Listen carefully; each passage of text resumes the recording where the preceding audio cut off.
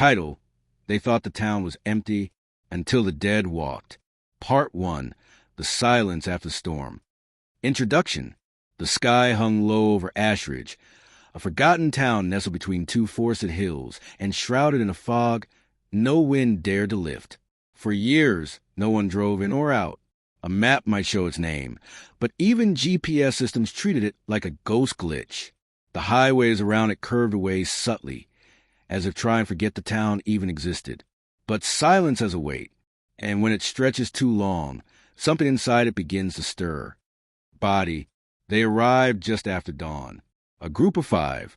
Friends, thrill seekers, the kind that laugh at horror documentaries and dared each other to camp in abandoned places. Sam, the self-proclaimed leader, held the camera steady, already filming the intro for his next viral video. Urban Explorer Diaries, Episode 12. Welcome to the town that time forgot. Behind him trudged Ava, his girlfriend, sarcastic and sharp, only here because she didn't trust him not to fall off a roof for views. Mark and Lila followed, cousins with shared love for weird history and a flair for the dramatic.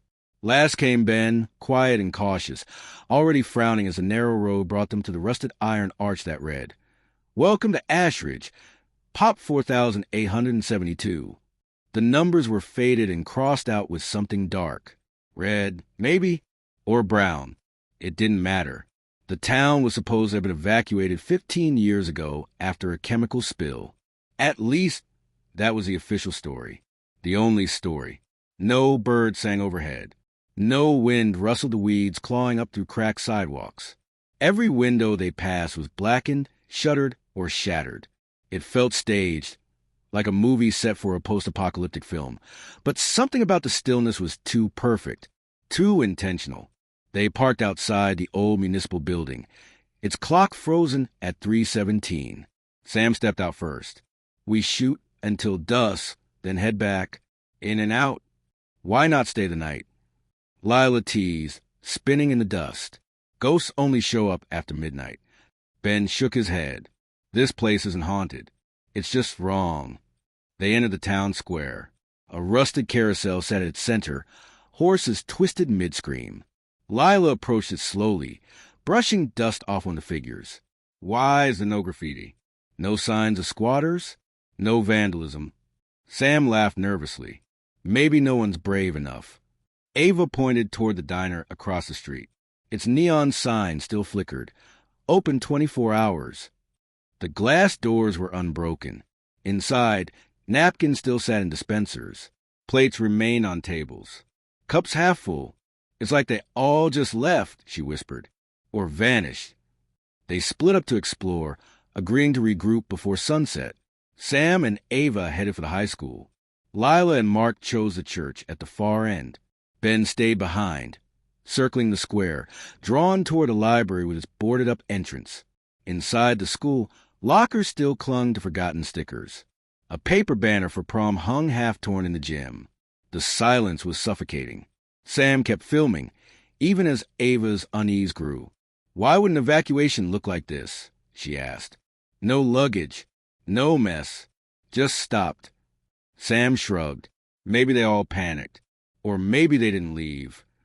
In the church, Lila and Mark climbed into the bell tower. Pews below were intact. Candles had melted down long ago, their wax like dry blood on the floor. A Bible rested open on the pulpit. Every page torn out, but one. Mark read it aloud. And the dead shall rise from their graves. Lila laughed. Creepy much. The bell above them shifted slightly, though neither had touched it. Back in the library, Ben found a journal wedged into a wall crack. The pages were brittle, ink faded, but the handwriting was frantic. It started with the fog. Then came the whispers. We thought we were safe if we stayed quiet. We were wrong. They don't hear, they remember, and memory is louder than any scream. He flipped to the last page. It was soaked in something dark. We buried them, but they came back, not because of hate, because they forgot they were dead. Ben shivered and looked around. The thud echoed upstairs. Then another, slow dragging, like something being pulled across wood. He backed out of the library, heart hammering, and ran toward the square. The others met up one by one. The sky had dimmed, though it wasn't sunset yet. A strange chill had settled in. Not cold, but heavy, pressing. "I swear I heard footsteps," Ava said. "Weird bell sounds, too," added Lila. "But it's broken." Ben held up the journal. "We need to leave." Sam scoffed. "You're freaking out over some ghost stories and dust." "No," Ben said. "The journal said they don't hear, they remember. I don't know what that means. But this town didn't die. It froze." "Enough," Sam snapped. "Let's check out the hospital before we go. That's where the spill supposedly happened." Against their better judgment, the group followed Sam toward the hospital on the hill. The front door stood open. Inside, stretchers lay tipped over. A wheelchair sat in the middle of the corridor. A single fluorescent light blinked at the end of the hall. They moved slowly, past rooms still holding 4 poles, rusted tools, empty beds with twisted sheets. The air was thicker here, almost damp, like breath. Ben stopped suddenly. "Did you hear that?" A voice, faint, croaking. "Help me?" They froze. "It's coming from the basement," Mark whispered. "Nope," Ava said, turning. "We're done." But then the hallway lights cut out, every single one, in total silence. Only the emergency lights flickered red, and then the sound came, not loud, but unmistakable.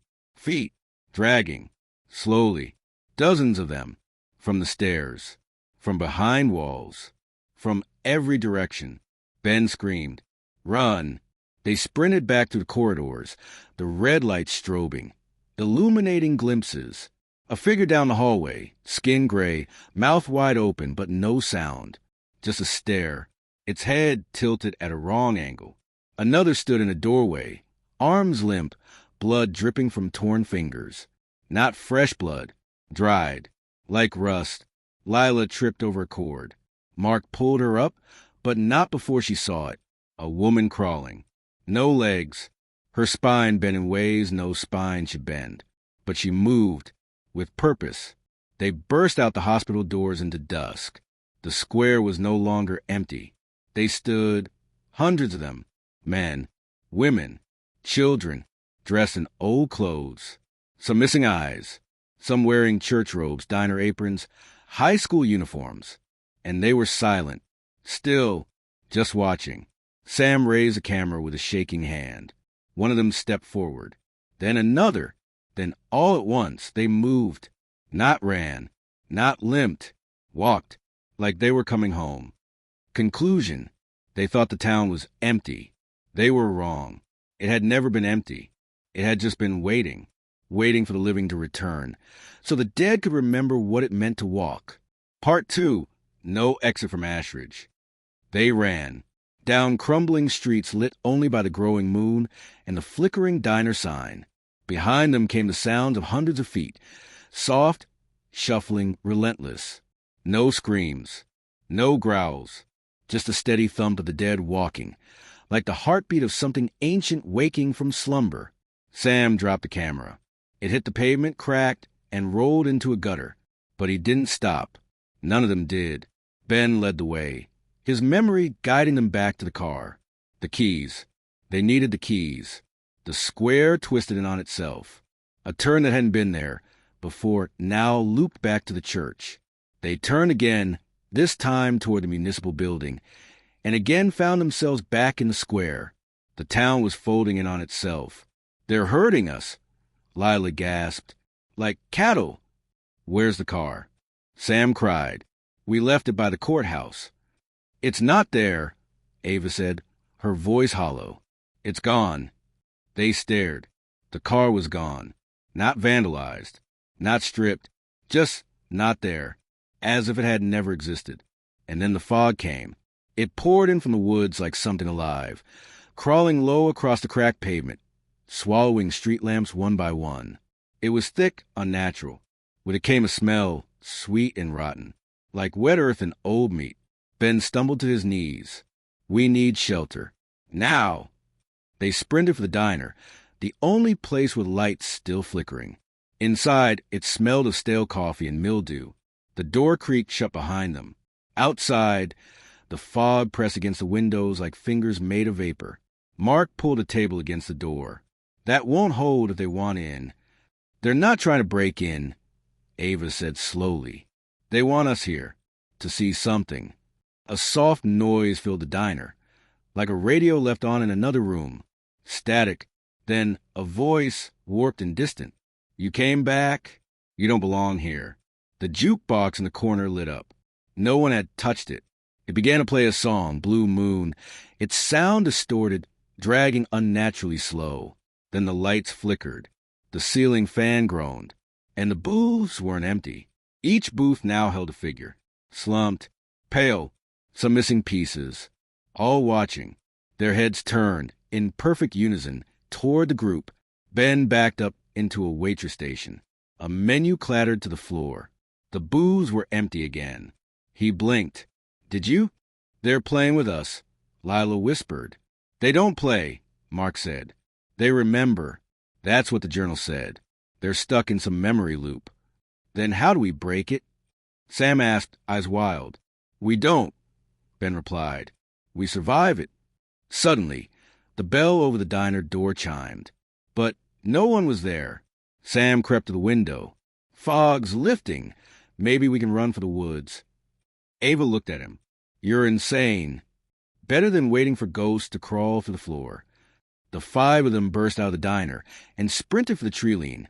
Fog brushing against their legs like cold breath. They ran past the pharmacy, past the school, past a rusted fire hydrant bleeding red rust into the dirt. The trees were within reach, towering black silhouettes, but the air grew thicker with every step. Their lungs burned, each breath harder than the last. Lila was the first to collapse. Mark knelt beside her. She's not breathing right. Her eyes fluttered. I saw them. They were children burning, but they smiled at me. Get up, Ben growled. We're almost there. They dragged her forward. The woods met them like a wall. Not just trees, dense and twisted. Branches knit so tightly they formed a barrier. Sam tried to push through. The bark moved, shifted, grabbed. He screamed, pulling back, hand bleeding. The trees are alive. They won't let us through. Then they heard it, the same dragging sound. Closer now, feet on dirt. Not one, not 10, hundreds. The woods were surrounded. Back to the town. Back through the fog. Back into the trap. They barricaded themselves in the old library, using bookshelves and metal rods to block the doors. The stained glass windows were cracked, casting pale moonlight across the moldy carpet. Why can't we leave? Sam demanded. Why would they trap us? Ben finally pulled the journal from his backpack again. His hands shook as he flipped pages. The town didn't evacuate, he muttered. They performed a ritual, some kind of sealing, to contain what had awakened. What awakened? Ava asked. The town, he said. Not something in town. The place itself. It's alive, conscious, feeding off memory, off the idea of death. The people who lived here, they died, but they didn't stop existing. Not here. Mark stared at him. You're saying the town's feeding on ghosts? No, Ben said. It's recycling them, over and over, trapping them in their last memories. Lila sat up, pale but alert. Then what does it want with us? Ben looked at her, a flicker of dread in his eyes. To add us. A door slammed upstairs. Then another. Footsteps. Not dragging. Running. Something was alive upstairs. They grabbed what they could, broken chair legs, a metal bar, an old candlestick, and crept toward the stairs. The hallway above was narrow. Shelves toppled over. A child's backpack lay on the ground, its contents spilled. Crayons. A photo. A drawing of a smiling stick family under a black. Part 3. Ash beneath the skin. They didn't talk about what happened in Ashridge. The car ride after their escape was silent, punctuated only by the static hiss of a dead radio and the occasional, uncertain glance in the rear-view mirror. Sam drove for hours, past towns they didn't recognize, through forests that felt too still, under sky that seemed to bend wrong. When they finally stopped, it was at a rusted gas station just off Route 19. We made it, Mark whispered, as if saying it too loud might undo it. Ben stepped out first. The air smelled clean. No fog. No rot. The gas station lights buzzed with comforting dullness, flickering not from ghosts, but bad wiring. "I think it's over," Lila said. Ava wasn't so sure. Inside, the gas station was deserted, but not eerily so. A bell jingled when they entered. The shelves were dusty. A fridge hummed softly in the back.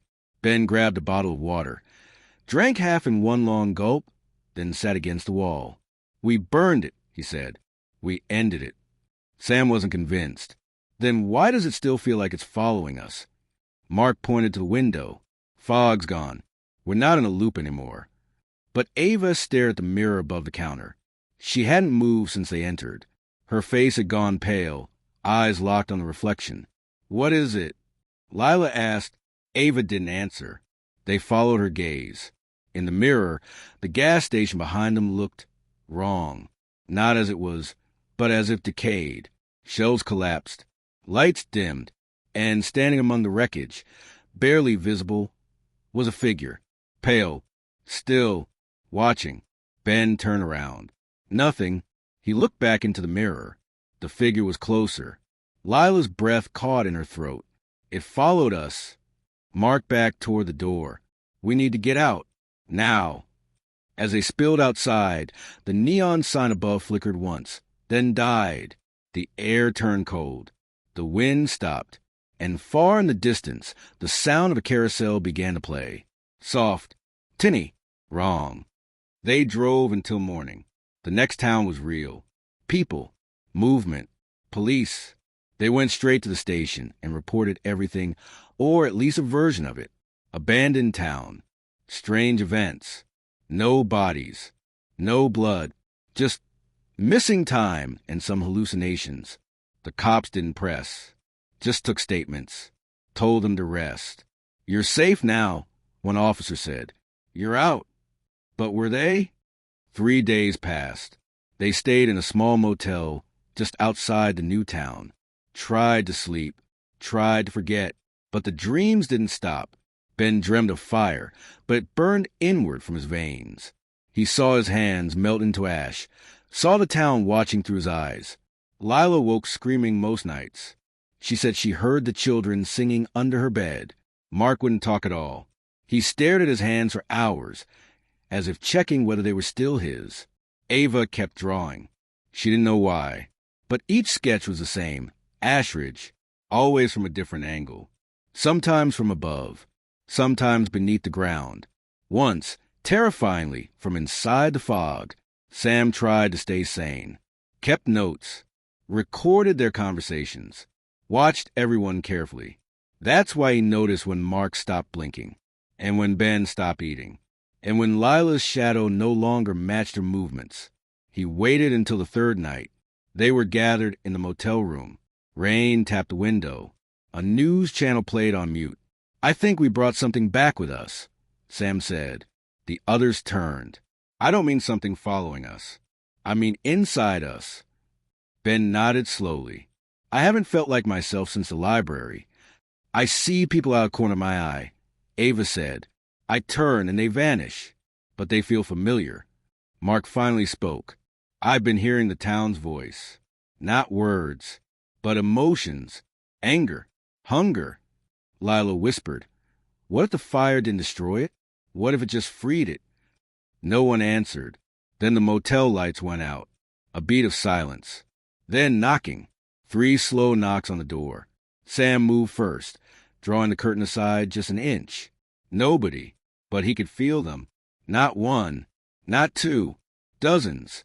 A pale shape moved through the parking lot. Then another, like static on an old screen. There and not there. Ben grabbed the bag. "We need to move. Now." They drove again, this time west, away from the mountains, toward cities. Noise. Life.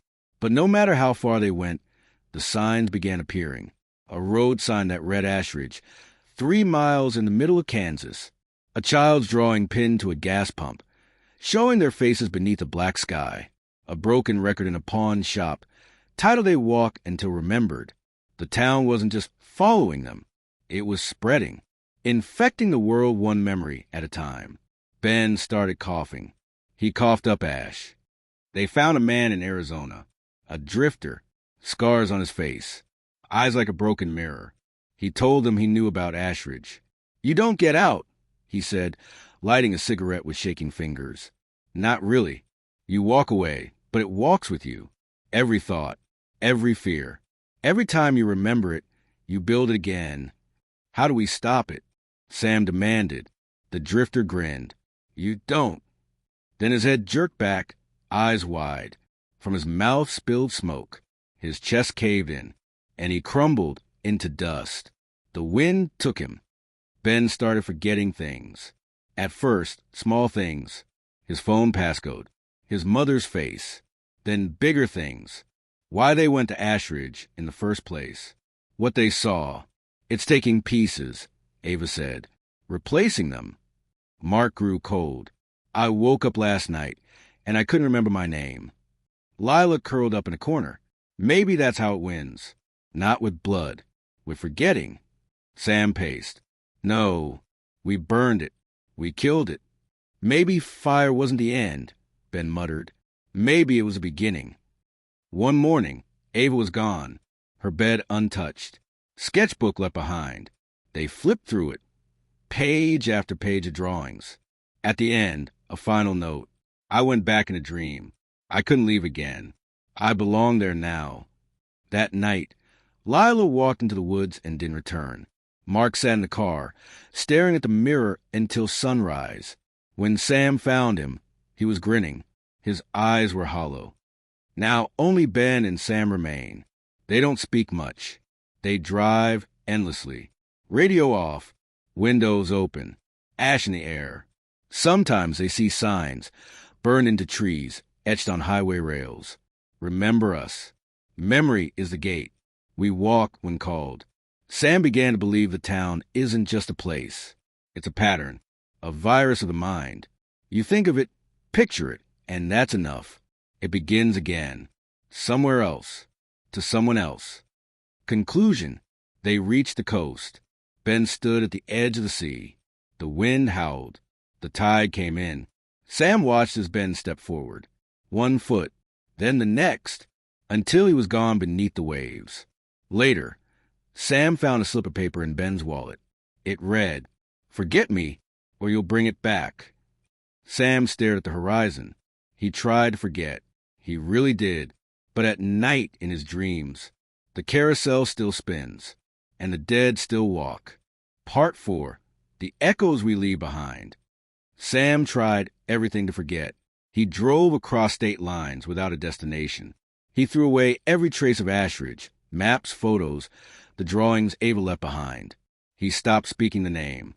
He whispered affirmations under his breath. "It's over. It's not real. It's gone." But memory clings to bones. And Ashridge was never a town of wood and stone. It was a memory made sentient, a place that fed on the act of remembrance. And now, Sam remembered it too well. The nightmares stopped pretending. They didn't disguise themselves as symbolic dreams anymore. They were literal. Doors creaking open to reveal the blackened Ashridge church, the scent of burning paper and decaying earth. Sam would awaken with soot under his fingernails, soil in his bedsheets. One night, he found himself sleepwalking down a long hallway that didn't exist in his apartment. When he turned to look behind him, he saw flickering gas lamps mounted on cracked plaster. He wasn't dreaming anymore. He sought help. Therapists, psychologists, occultists. One man, an old folklorist with yellowing eyes and too many rings, listened without blinking. When Sam finished explaining, the man simply asked, "How many others remember?" Sam hesitated. "A few, maybe none." The man leaned forward. "That's how it starts again." He handed Sam a notebook, bound in cracked leather. "Empty. Write everything. Every memory of Ashridge. Trap it in words. Then destroy it. All of it." Sam took the notebook, hands trembling. But the old man wasn't finished. "If you fail, if you let it live in your mind, others will see it too. They'll find it in their dreams. In a map, in a whisper. You carry the infection now. The town is you. So Sam began to write. Each page summoned vivid, agonizing memories. The way the fog clung like damp breath. The way Ava had scratched the same sigil into her wrist. Over and over. The crooked grin on Mark's face the night before he vanished. The way Lila's voice had echoed twice when she spoke. One from her mouth, the other from behind her eyes. He filled 3 notebooks. Burned 2. Kept a third locked in a trunk under iron chains. But Ashridge wasn't just memory anymore. It was becoming real again. It began small. A gas station cashier glanced at Sam and muttered, "You smell like the earth in October." A stranger on a bus drew a map in charcoal. Sam recognized the old schoolhouse, the cemetery. One night, Sam entered a diner. A family was eating at a nearby booth. A little girl looked up at him, face pale, eyes wide.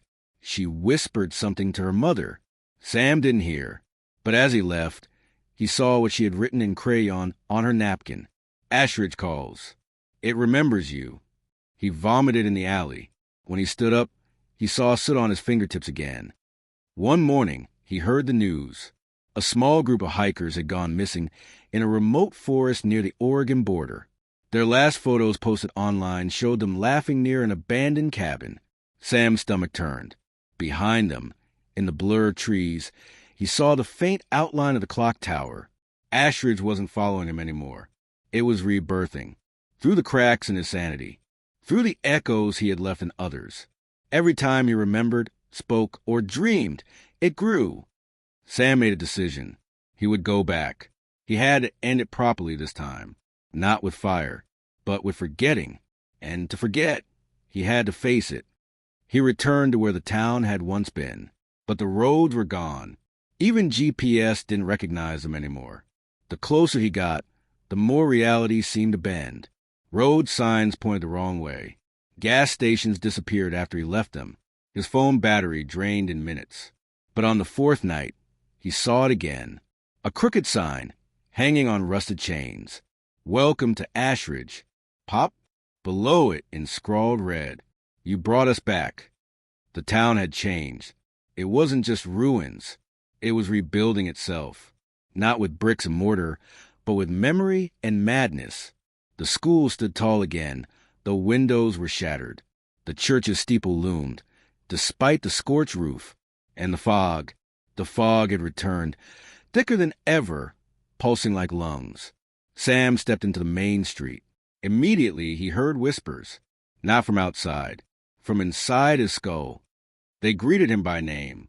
Ava, Lila, Mark, Ben, not living, not dead, figures of ash and memory. Faces blurred as if half erased, moving like thoughts, not bodies. "You came back," Ava said, her voice soft and layered over dozens of other voices. "I have to end it," Sam said. "Truly end it." Ben's form tilted its head. "How do you kill an idea?" Mark grinned. "You forget, but you can't. That's the trap." The town pulsed. Lila stepped closer. "You carried us too long. Where are you now?" Sam backed away. "No, your lies, your noise. You're home," Ava whispered. The fog thickened. Buildings began to warp, bending at impossible angles. The sky turned black, then blood red. The carousel music started again, slower now, like a broken lullaby. Sam ran, through the cemetery, past the grave marked with his name, to the library. Its doors swung open before he touched them. Inside, it was endless. Hallways that curled into spirals. Staircases that led into darkness. Books lined every wall, identical volumes, each with his name on the spine. He pulled one. It read, "The first time Sam remembered Ashridge." Another, "The night he tried to forget." Thousands of versions, thousands of memories. It had been writing his story all along. He screamed, and the library screamed back. The walls bled ink. The books flapped their pages like wings.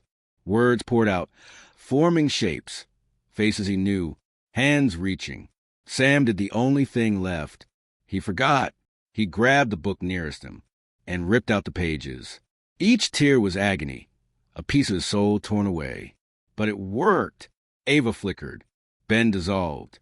The library trembled. He tore another book, and another, and another. The walls cracked. The carousel music stopped. Outside, the fog began to lift. Sam awoke on the ground. The library was gone. The town was ruins again. Cold, empty ruins. The carousel stood still. No figures. No ash. Just silence. He had done it. He had truly forgotten. Conclusion. Sam walked for hours until he found a ranger station. He gave a fake name. Said he'd gotten lost on a solo hike. He was clean. Whole. Empty. No memory. They found nothing in the woods. No town. No ruins. Not even a sign. Sam moved to the coast. Changed his name. Took a quiet job. Lived simply. And he never dreamed again. Until one night, a child's laughter echoed outside his window. He looked out, and across the street, the fog was waiting. Part 5. We were never meant to leave. The fog had returned. But this time, it wasn't rolling in from the sea or creeping across an abandoned town. It stood across the street, thick and unmoving, like a door left ajar to a place that shouldn't exist. Sam stared out the window, unmoving. He had burned every journal. He had ripped out the memories. He had forgotten, hadn't he? The next morning, the fog was gone. There was no trace of it, no moisture, no mist, just warm sunlight and an empty street. Sam laughed at himself, a dry, nervous sound. He made coffee, opened the window. That's when he saw it. On the sidewalk, a single paper flyer, damp yellowed, printed in faded black ink. Ashridge Fall Festival, October 31st. Parade. Games. Carousel rides. His hand trembled as he picked it up. On the back, memory is a seed. You watered it. That night, he didn't sleep. Not from fear. There was nothing left to fear, he told himself, but from a growing sense of unraveling. He couldn't recall what day it was, or what he had eaten for lunch, or the name of the woman who lived next door. Even though he'd spoken to her every morning for months, Ashridge hadn't forgotten him. It had become him. In his bathroom mirror, he saw a movement behind his eyes, a flicker of smoke, a twitch of something too symmetrical. And when he looked away, there was ash in the sink. Sam decided to confront it one last time. No fire, no running, no rituals. If Ashridge lived inside him, he would carry it to its end. He left his apartment at midnight, carrying nothing but the clothes on his back, and walked. No direction, no map, yet after hours of wandering, he began to recognize the way, the twisted fence, the dead oak tree, the broken yellow line on the road. He was going back, not to the town, but as the town. Ashridge was no longer a place. It was an infection, a consciousness that nested in thought and memory. It needed a vessel, a carrier. It had chosen Sam. He arrived at a crossroads, for signs pointing in 4 directions. Each sign read the same word, Ashridge. The wind didn't blow. The trees didn't move. The world felt paused. Sam stepped forward. The fog accepted him. The town was whole again. Children's laughter echoed through empty streets. The carousel turned slowly, though no one rode it. Lights flickered in windows that hadn't been built in decades. A church bell rang, though there was no church. And from every building, figures watched. Some familiar, some not. All dead. They welcomed him. Mark was the first to speak. You came back, Sam. Sam nodded. I never left. Ava stood beside him, her face shifting like static. It's time. For what? For you to remember your real purpose.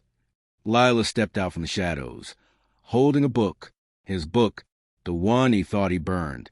She opened it. Empty pages. You haven't written the ending, she said. Ben's voice echoed from the fog. The town needs closure. The dead need peace. You are the last author. Sam shook his head. I'm no one. Just a man trying to forget. No, Ava whispered. You're the first to survive. And that makes you the final door. The carousel groaned to a stop. The town held its breath. Sam stepped forward, toward the center of Ashridge, to the library. Inside, nothing had changed. Spiral staircases, books that wrote themselves, air thick with ink. But now, a chair waited for him, a desk, a single pen, the figures gathered behind him, Ashridge's memories, victims, keepers, guardians. They watched and waited. Sam sat. He picked up the pen and began to write. They thought the town was empty until the dead walked. As he wrote, the fog pulsed, the building sighed. The town read every word he inked, and with each line, something lifted. Ava smiled, then dissolved into light. Lila vanished, laughing. Mark tipped an invisible hat and stepped backward into smoke. Ben whispered thank you and faded like the last ember of a fire.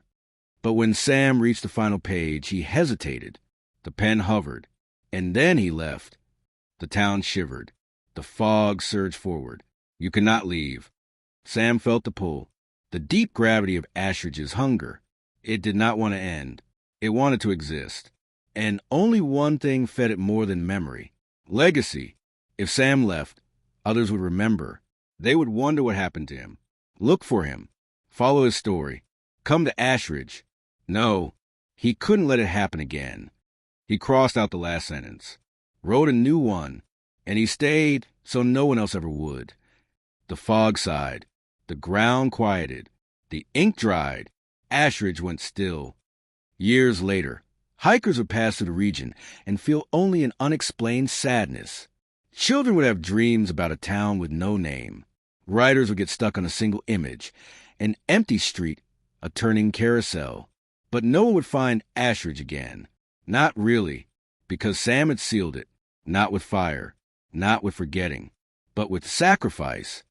Back in the real world, a librarian filed a return book. No barcode, no author, just a handwritten title on the cover. They thought the town was empty until the dead walked. She flipped through the pages. Empty, except for one, tucked in the center. A small scrawl line. Don't read this aloud. She laughed, closed the book, filed it away. Conclusion. And so Ashridge sleeps. Not dead, not gone, just waiting. For someone curious enough to remember. For a name to be spoken. For a story to be retold. Because stories are doors. And doors only need to be open once. The end.